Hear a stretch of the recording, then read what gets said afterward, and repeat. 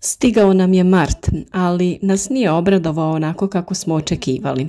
Vrijeme je promjenjivo, zadnjih sedmica imali smo osjećaj da je proljeće stiglo, ali nam je onda stigla hladna fronta, donijela minuse i snijeg. Nemojte me krivo shvatiti, ja snijeg obožavam, ponovo smo pravili snješka, sankali se i igrali sa djecom kao kada smo i sami bili mali. Ali, tu je ono ali. Mi smo već odavno posijali sjeme naših biljaka u nadi da imamo spremne presadnice za ranu sadnju, pa je sada bila situacija da to sve treba zbrinuti od hladnoće. Zaštitili smo sve sa stiropolom i sijalicama u našim klijalištima. Iako je bilo vrijeme pikiranja, mi smo te poslove morali odgoditi, jer bi bio velik posao da sve te presadnice biljaka zagrijemo i zaštitimo. U svakom slučaju proljeće se bliži, nadamo se ljepšim vremenskim prilikama, pa ćemo danas govoriti o temi šta se to radi i sadi u mjesecu martu. Ukoliko želite podržati naš rad, zapratite naš kanal i gledajte naše video savjete koji uvijek stižu pravovremeno, svaki dan, i pomažu vam u redovnom obavljanju poslova u vašem vrtu. Mjesec mart je mjesec u kojem, ako to vremenske prilike i prognoze dozvoljavaju, krećemo sa intenzivnim radovima u vrtu. Naravno da iskusni poljoprivrednici znaju šta treba da rade u martu, ali mladi i početnici, kao i amateri koji se za kućne potrebe bave ovim poslom, često su u nedoumici šta je to što bi mogli sada da rade. Većina povrtlara koji imaju plastenike i neke zaštićene prostore su već posijali, pa čak i pikirali svoje povrtnice. Čuvaju ih i uzgajaju za presađivanje u plastenike ili na otvoreno. Sve to ovisi o vremenskim uslovima, pa ćete te radnje malo još ostaviti na čekanju. Ipak, postoji mnogo drugih poslova kojima je sada vrijeme i postoji čak nekolicina biljaka koje se mogu, a neke čak i moraju sada sijati. Na neki način mart je onaj udarni mjesec za radove u bašti, voćnjaku, povrtnjaku. Zato je sada krajnje vrijeme da uđete u svoje bašte, da zasučete rukave kako biste započeli sa prvim radovima. Naime, mart je idealan mjesec za pripremu zemljišta za sadnju. Možete da zemljište okopate motikom, mašovom ili sa nekom manjom vrtnom mehanizacijom poput freze. Sve zavisi kog tipa je zemljište, odnosno njegova zbijenost. Ukoliko je površina veća, preporučuje se da to učinite poljoprivrednim mašinama. A prije okopavanja trebalo bi da stavite tanak sloj zrelog stajnjaka, onda prekopajte ili ga nakon okopavanja obogatite mineralnim hranjivima. Ako kojim slučajem sadite na pjeskovitom i rastresitom zemljištu, bilo bi poželjno da preko njega rasporedite sloj humusa, treseta ili zrelog stajnjaka, pa onda da prekopavate, pošto ćete na taj način popraviti fizičku strukturu zemljišta, a ujedno ćete zemlju obogatiti i mineralnim sastojcima. Ako kojim slučajem živite u brdsko-planinskim predjelima i imate ovaj tip zemljišta, obavezno ga obogatite organskim hranjivom, zrelim stajnjakom ili tresetom. Veliko kamenje i komade kamenja vadite iz zemlje, zatim dodajte još humusa, a onda ga pažljivo obradite. Mart je idealan mjesec za zasnivanje rasada sezonskog povrća i cvijeća, kao što su prokolice, brokula, karfiol, kupus i krastavci, paradajz, paprika, lubenica, dinja, tikvica i patliđan, čije se sjeme može pronaći u poljoprivrednim apotekama ili naravno možete svake sezone sačuvati vlastito sjeme povrća. Za uzgoj rasada treba da pripremite neke stare gajbice ili sandučiće sa mješavinom pijeska i zemlje. Naravno možete da koristite i stiropole u kojima je dosta lakše uzgojiti rasad. Ukoliko ste u prilici možete i kupiti supstrat koji je namijenjen za sijanje sjemena i njega koristiti u ovom slučaju. Nakon što ste dodali zemlju, možete da rasporedite sjeme na pravilan razmak i blago ga prekrijte zemljom. Zalijevajte ga i ostavite na osunčanom i toplom mjestu sve dok ne proklija. Na našem kanalu smo već dosta pričali o idealnim uslovima klijanja sjemena, pa svi koji nas redovno pratite to već znate, a vrlo je bitna svjetlost i toplota, po mogućnosti bez velikih oscilacija u temperaturi.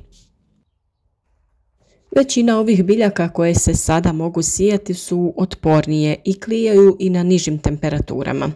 Ukoliko nemate plastenik ili staklenik, sandučići odnosno gajbe mogu se pokriti nekim staklenim ili plastičnim zvonom, pa čak i samo običnom folijom ili celofanom. Ovo je veoma bitno jer na taj način obezbjeđujete veću vlažnost i toplotu radi boljeg i bržeg klijanja. Ukoliko se odlučite za ovu alternativu, što češće provjetravajte, pošto ovakvi uslovi pogoduju razvoju patogenih organizama. To znači da redovno morate podizati pokrov, pustiti unutra svjež zrak i redovno zalijevati mlakom vodom.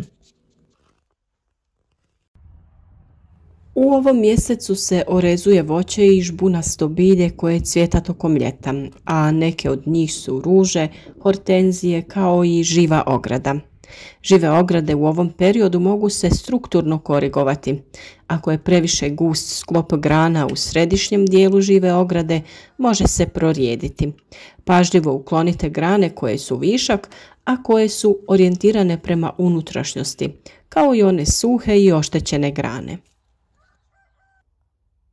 Mart je također idealan mjesec za sadnju pojedinih vrsta ukrasnog bilja, a posebno je pogodan za proljetnu sadnju ruža.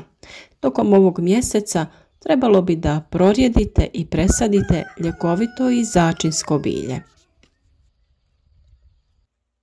Sada je i dobro vrijeme da krenete sa pravljenjem komposta. Kompostiranje je savršen način za recikliranje biljnog otpada, kao i određenog smeća iz kuće. Zauzvrat dobivate idealno hranjivo. Napravite organski kompost tako što ćete sve povrtne ostatke iz kuhinje slagati na jednu hrpu koju ćete povremeno posipati zemljom te vještačkim hranjivima. Uskoro će ta gomila pretvoriti se u kvalitetan kompost. A šta se to može sijati u martu? U prvoj dekadi to je špinat, blitva, luk, mrkva, grašak, celer, salata. U drugoj dekadi rotkvica, celer, peršin i pastarnjak, a u trećoj dekadi kelj, kupus i koraba. Svakako je vrijeme za sijanje tih zelenih povrtnica poput blitve i špinata, sije se grašak i luk pa i rani krompir. Naravno, sve to ukoliko uvidite da su vremenske prilike povoljne tokom ovog mjeseca. Svi mi koji želimo imati rano povrće posežemo za tom ranom sjetvom. Tako smo mi već posijali dio sjemena luka i krompira u naš plastenik, a čim se stvore povoljni uslovi, krećemo naravno i sa sjetvom ranog krompira na otvorenom. I za kraj ćemo još malo vremena posvetiti zemljištu. Morate da znate da li je zemlja u vašoj bašti alkalna ili kisela. U zavisnosti od toga znati ćete šta u njoj možete da sadite i kako da postupate sa zemljištem. Ova provjera se uvijek radi prvi put kada nešto sijete i onda svake 3 godine. Puno smo pričali upravo o testiranju zemljišta i njegovoj pH vrijednosti, tako da o tome imate dovoljno video savjeta koje možete pogledati. Ukoliko ste primijetili da vaše biljke ne uspijevaju kako bi trebale ili kvalitetno kao nekada, vjerovatno se desilo da su dosta iscrpile zemlju i da se upravo balans zemljišta poremetio. Znamo da se za neke manje površine ne isplati raditi analiza zemljišta, pa zato pogledajte video o tome i dodavanju vapna, koje uveliko može pomoći u stabilizaciji pH vrijednosti tla. Tako će biljke imati bolje uslove i lakše će uzimati hranjiva iz tla koja zbog neravnoteže samog pH zemljišta nisu mogle pravilno crpiti. Također postoje sprave koje možete sami nabaviti i testirati kvalitetu vašeg tla te prema prikazu vidjeti u koju skupinu spada tlo u vašem vrtu i kako ga popraviti.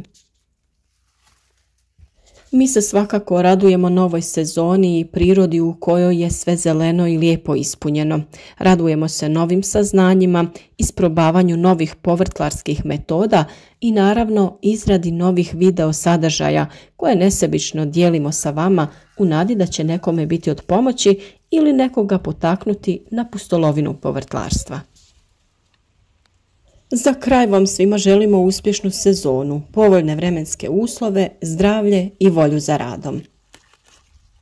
Ukoliko želite, družite se s nama i u našoj Facebook grupi gdje svi zajedno razmjenjujemo iskustva, pričamo o različitim temama.